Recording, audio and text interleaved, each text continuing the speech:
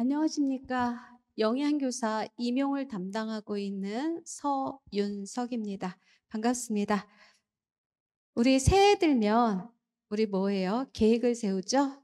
우리 선생님들은 2027학년도 우리 영양교사 임용시험에 합격을 하겠다라는 다짐을 하게 될 겁니다. 그러면 임용 합격을 하려면 어떻게 해야 되는지 한번 저와 같이 알아보도록 하겠습니다. 우리는 결국은 뭐냐면은 가장 이제 기본적인 거 계획을 세웠을 때 내가 2027년도 우리 신년 계획이 영양교사 합격하는 거다. 그랬으면 가장 먼저 해야 될 것은 기출문제의 분석을 먼저 해주셔야 됩니다. 문제를 보시고 내가 공부를 어느 방향으로 해야 되는지 이제 방향이 제시가 되겠죠. 그죠?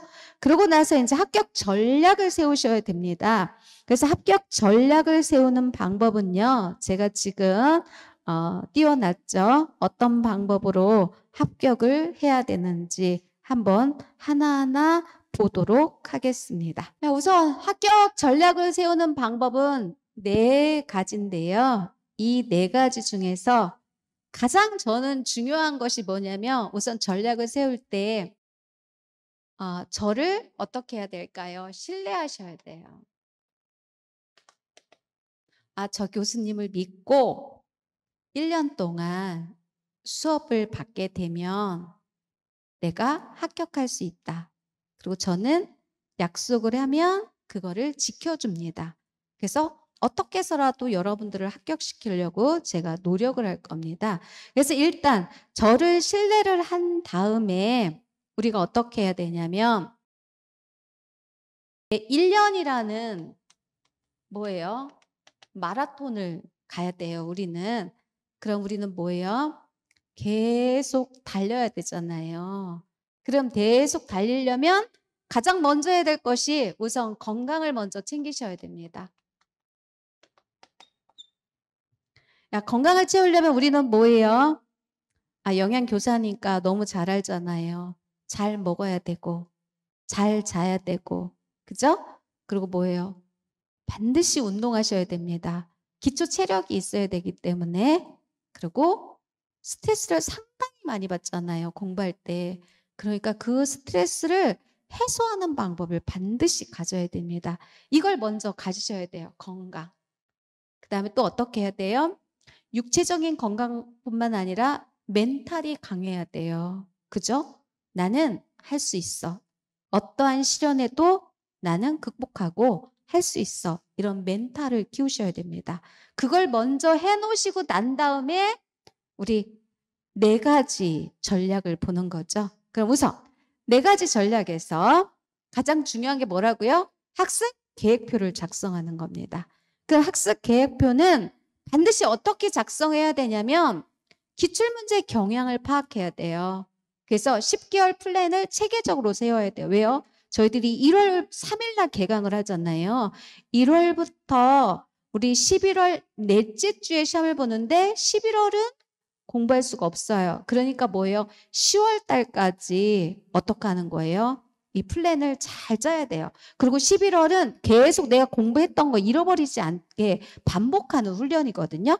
그래서 그런 플랜을 잘 짜서 기본적으로 하루에 어떻게 해야 돼요? 나는 몇 시간을 공부할 거다라는 것을 우리 24시간에서 빼놓으셔야 돼요. 그렇게 할애를 하고 그만큼 꾸준하게 지속적으로 공부를 하셔야 되죠. 그래서 이렇게 계획표를 먼저 작성을 하시고 그다음에 2번째는 기본 개념을 정리하셔야 됩니다. 기본 개념을 정리하는데 올해 시험 문제가 상당히 어려웠다고 선생님들이 그러거든요. 근데 그게 왜 그러냐면 기본 이론이 탄탄해서 그걸 가지고 적용을 하고 응용을 하는 문제예요.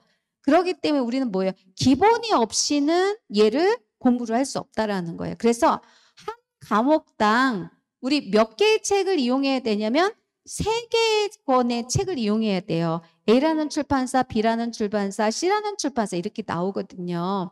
근데 내용이 조금씩 더 첨가된 게 있고 없는 게 있고 그래요. 근데 시험은 어디서 나올지 몰라요. 그렇기 때문에 그런 개념들을 정리할 수 있으면 3개의 책을 이용해 가지고 9개의 과목의 기본 정리를 해야 되는데요. 우리 선생님들이 이 3개의 과목을 한 과목당 3권의 책을 읽기는 어렵습니다. 누구한테 맡기면 돼요? 저한테 맡기면 돼요. 제가 다 읽고서 어떻게 해요? 강의를 합니다. 그 내용들을 선생님들한테 주거든요. 그럼 어떻게 돼요? 시간이 절약이 됐죠. 그래서 이론부터 들으셔야 돼요. 1월 달부터 기본 개념부터 정리를 해야 되니까 이렇게 하시면 되겠고요. 그 다음에 우리 3번째는 어떻게 해야 되냐면 예습보다는 뭐를 해야 되냐면 반복학습을 해서 그걸 이해를 해야 됩니다.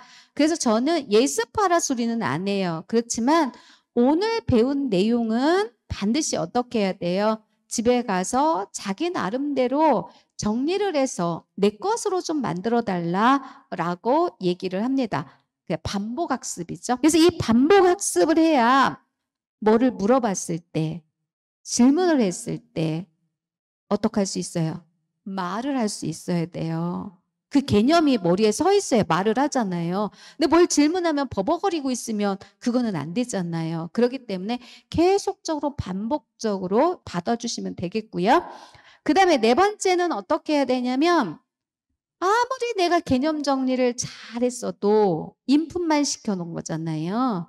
근데 우리는 어떻게 해야 돼요? 빨리 읽고 문제에 답을 써야 돼요. 아웃풋을 해야 돼요. 그러니까 어떻게 해야 될까요? 암기를 하고 아웃풋을 시키는 답안 작성하는 법을 배워야 되죠. 왜? 이 답안을 내가 어떻게 작성했냐에 따라서 합격과 불합격이 좌우되니까요. 그래서 반드시 뭐를 해야 되냐면 문제풀이를 하고 적고 쓰는 연습. 그죠? 그걸 우리는 이제 5월 달부터 이제 문제풀이가 들어가잖아요. 그 내용들을 하셔야 되고, 그 다음에 이제 우리 9월에는 시뮬레이션을 합니다. 그 시뮬레이션에는 실제 우리 모의 사항이잖아요. 그것들은 실제 실전하고 똑같은 연습이잖아요. 그런 연습을 하셔야지 결국은 뭐냐면은 임용 합격을 할 수가 있습니다.